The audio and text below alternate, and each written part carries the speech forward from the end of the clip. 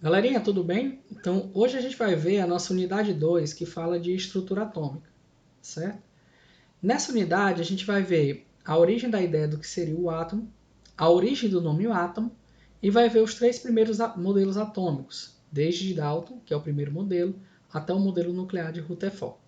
Então, essa aula de hoje, ela vai estar valendo para a nossa disciplina de Química Geral 1, como uma revisão, para o curso integrado em Química, e também seria a aula dessa unidade para a disciplina de Química 1 do curso integrado de edificações.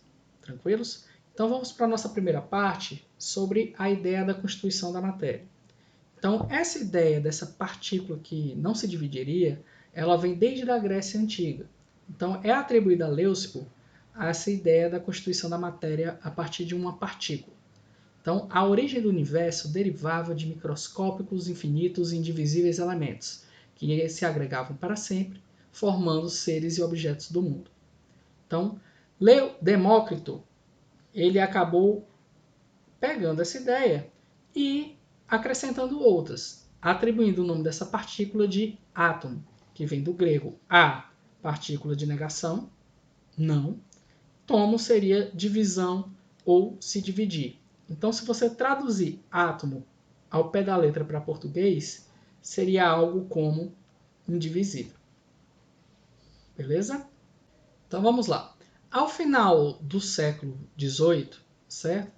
A química ela começou a nascer a partir de leis experimentais. A primeira lei que é atribuída ao início da química é a lei da conservação de massas, certo? Atribuído a Lavoisier. Então, Lavoisier, a lei dele trata da conservação da matéria durante uma transformação química. E é anunciado normalmente aquela frase que a gente normalmente associa: na natureza nada se cria, nada se perde, tudo se transforma. O que quer dizer essa lei na prática? Significa que na prática, se você fizer uma reação química ou uma transformação química, se você pegar 2 gramas de hidrogênio e misturar com 16 gramas de oxigênio, dentro do nosso recipiente onde vai ter a reação, a gente colocou 18 gramas. Quando houver a transformação, esses reagentes desaparecem, dando origem a uma nova substância, que vai ser um produto daquela reação. Então, esse produto, a massa dele também vai ser 18 gramas. Com isso, a massa que você tinha antes tem que ser a massa que você tinha depois. A segunda lei ponderal importante para a gente vai ser conhecida como Lei de Proust. Ela trata, chamada também de Lei das Proporções Definidas. O que trata a Lei de Proust? A grosso modo seria que para fazer uma reação química você tem que seguir uma receita. Você não pode misturar as massas aleatoriamente. Você tem que seguir uma determinada proporção de números inteiros. Então vamos lá. Então a gente viu no primeiro exemplo que 2 gramas de hidrogênio ele reage com 16 gramas de oxigênio. Professor, o que acontece se aumentar só o oxigênio? Então vamos lá. Se você mantiver 2 gramas de hidrogênio, 2 gramas de hidrogênio produzem 18 de água. Se você aumenta só o oxigênio e não aumenta o hidrogênio, você vai continuar produzindo 18 gramas de água. Professor, mas tem alguma coisa estranha, certo? Porque antes da reação você tinha 2 gramas de hidrogênio e 20 gramas de oxigênio, totalizando 22 gramas. E no final só vou ter 18 gramas de água. Por quê? A proporção de reação para cada 2 gramas de hidrogênio, ele acompanha 16 gramas de oxigênio. Aqui, como você colocou um pouco a mais, só vão reagir os 16. E o resto, professor? O resto vai sobrar. Então, ao final da reação, além dos 18 gramas, você vai ter 4 gramas de oxigênio que não reagiram. Se você somar os 18 com 4, você também vai ter 22. Então, houve uma conservação de massa. Então, o que a lei de Proust vai contribuir para a gente? Ela vai adicionar a ideia de proporção durante uma reação química, certo? Como se fosse uma receita de bolo. Tranquilos?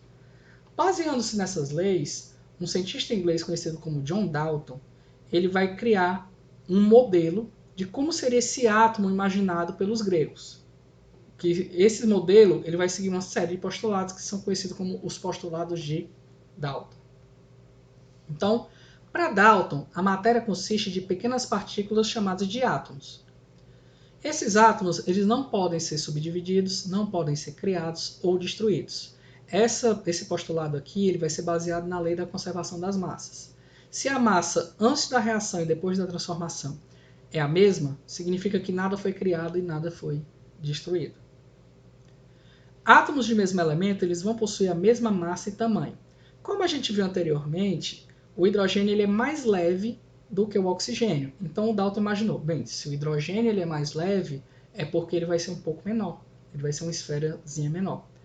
Se o oxigênio é mais pesado, ele pode ser uma esfera maior. Então esse tamanho e essa massa seria o diferencial entre cada elemento. Então elementos de átomos diferentes, eles precisam obrigatoriamente ter massas e tamanhos diferentes. Beleza? Esses átomos de diferentes elementos, eles vão se combinar em proporções de números inteiros e vão dar origem aos compostos que a gente conhece, certo? Então, essa ideia ele vai aproveitar a partir da lei das proporções definidas. E por último, Dalton, ele também foi o primeiro a definir o que seria uma reação química. Reação química é a união, separação ou rearranjo entre os átomos. Como é que seria esse formato do átomo do Dalton? Ele seria esférico, seria maciço e seria indestrutível e indivisível, certo? Se a gente fizer uma analogia com alguns objetos que a gente conhece hoje, uma esfera rígida seria aproximadamente uma bola de sinuca, certo? Por isso que o modelo de Dalton ele é conhecido como modelo da bola de bilhar. Beleza?